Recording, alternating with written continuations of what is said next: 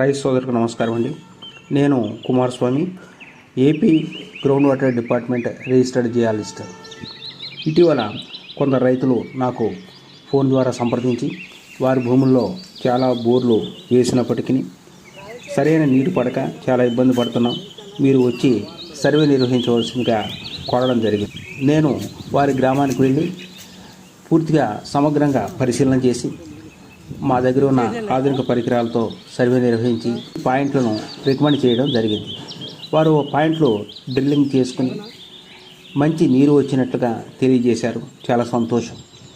గత 33 సంవత్సరాలుగా ground water సర్వేలో అపారమైన అనుభవం కలిగి 90% పైగా సక్సెస్ రేటుతో రైతులకు సేవలు అందిస్తున్నామండి.